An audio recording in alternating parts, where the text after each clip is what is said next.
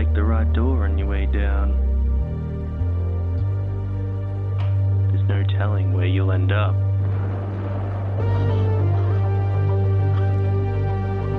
Can you make it through? To the night's end. I'll see you soon.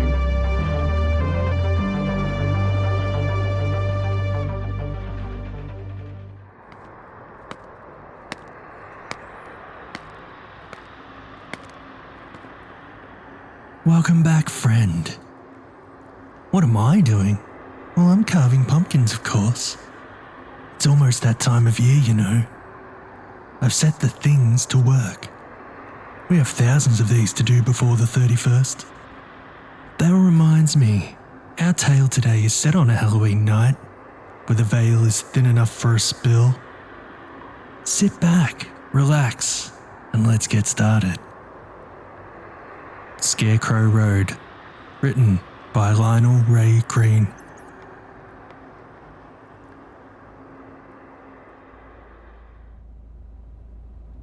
The red Ford Focus swerved to avoid a possum waddling aimlessly down the middle of Maple Hill Road. "Damn it," Henry said, trying to steer with his left hand and text with his right.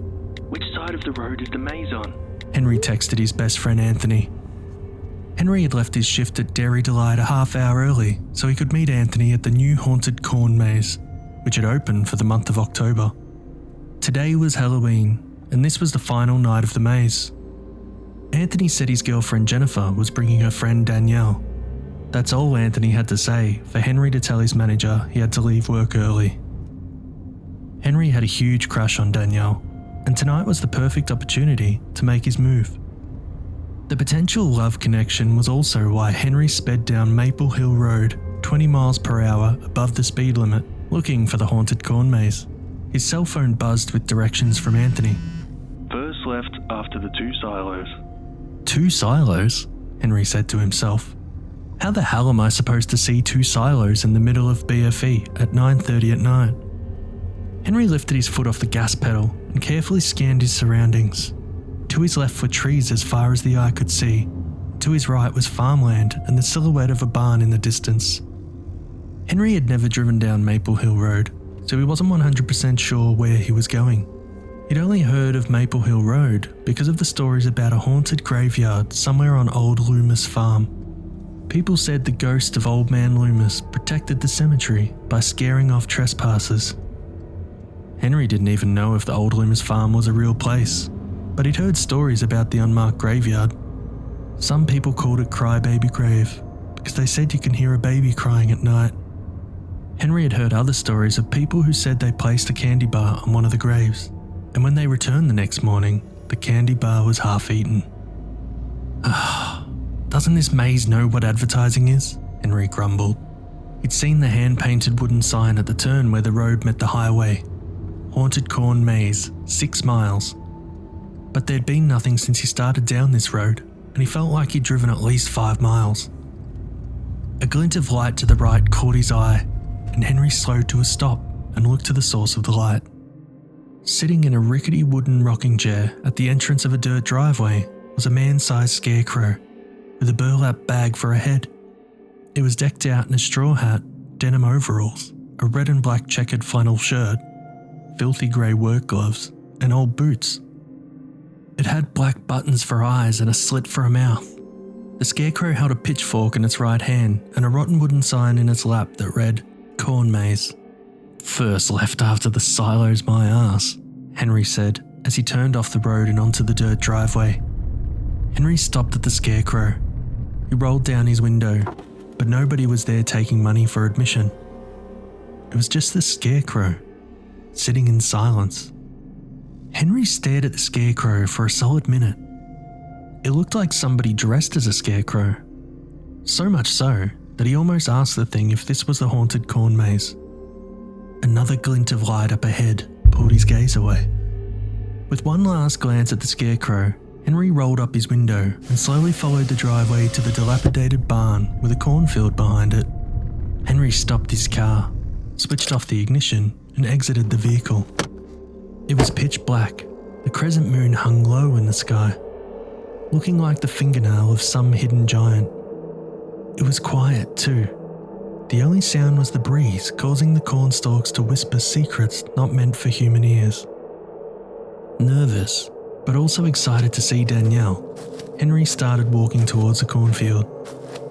In the darkness, the cornstalks looked like menacing, faceless sentries, standing 8 to 12 feet tall, gently swaying to the cadence of the wind.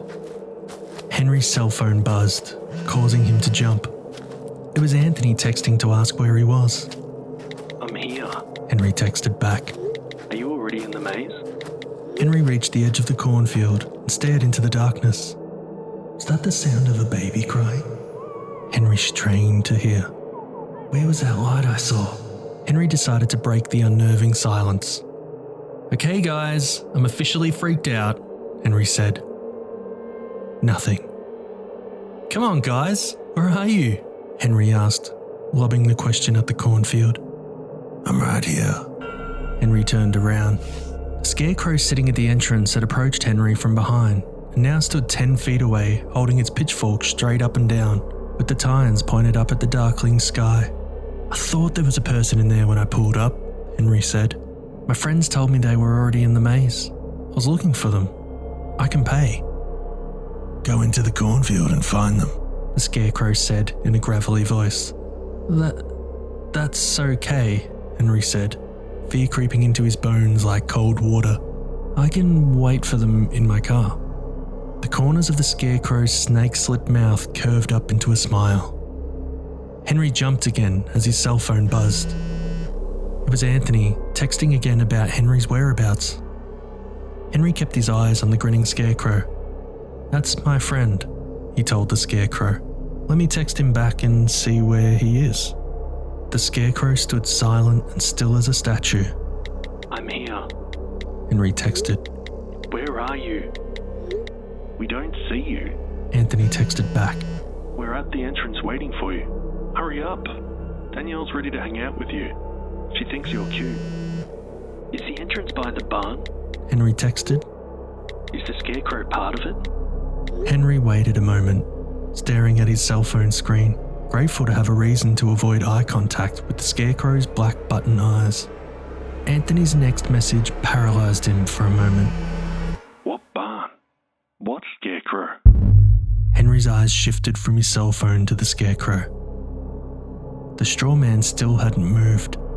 My friends decided to meet somewhere else, he told the scarecrow. Sorry to bother you.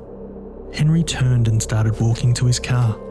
The scarecrow didn't respond and simply stood in the same spot as its burlap head slowly swiveled to follow Henry as he walked away. About 20 feet away from his car, Henry increased his pace to a jog. He was almost there. He retrieved the car keys from his pocket and dropped them on the ground as he started to push the remote unlock button. He snatched the keys off the ground, keeping his head down, and pressed the button, causing a quick horn beep that sounded louder than ever before. Wrong button. Henry pressed the unlock button on his second try, and his headlights flashed twice. Where are you going? Henry froze and looked up. The scarecrow stood across from him, on the other side of the car at the passenger side door. To see my friends and to, Henry opened his door and slid into the driver's seat in one quick motion. He jammed the key into the ignition and turned it while pressing the lock button, securing all 4 doors. When the car's engine started, Henry shoved the gear selector into drive and pushed his foot down on the accelerator.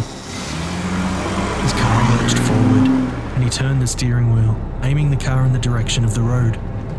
Henry's car bounced through the grassy field, his eyes laser-focused on the road ahead. He never noticed when his tyres ran over an old wooden sign on the ground with the words Gloomer's Farm scrawled in fading red letters. Henry saw the pavement of the road ahead, almost home free. 30 feet away, 20 feet, 10 feet. Henry tapped the brakes long enough to drive safely through the ditch next to the road.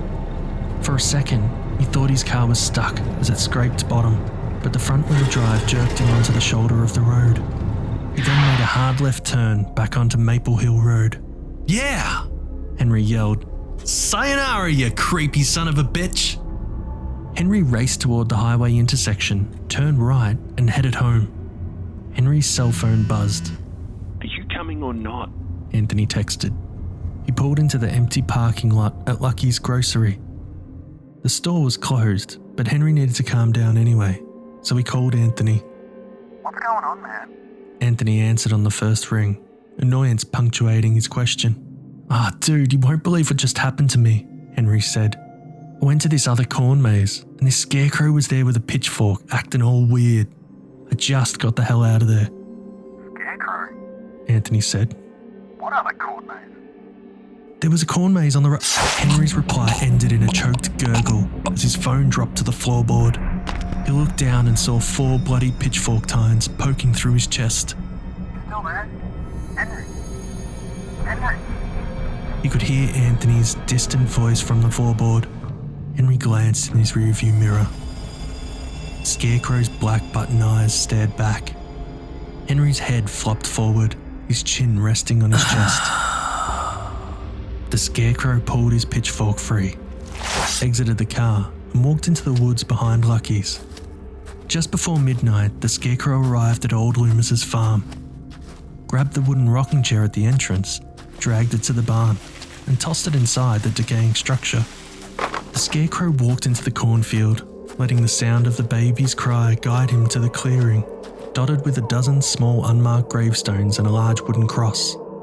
I have a little treat for you, the Scarecrow said. It then started raking the ground with the blood-soaked tines of the pitchfork, blending blood with dirt. Eat up, little ones, the Scarecrow cooed.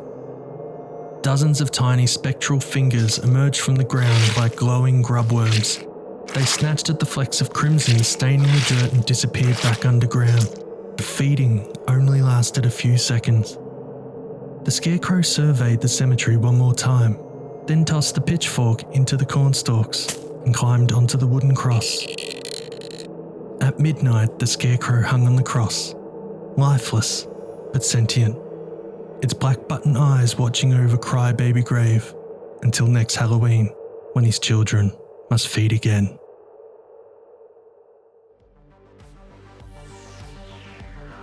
You've been listening to the Night's End podcast, which is a production of Dissonance Media.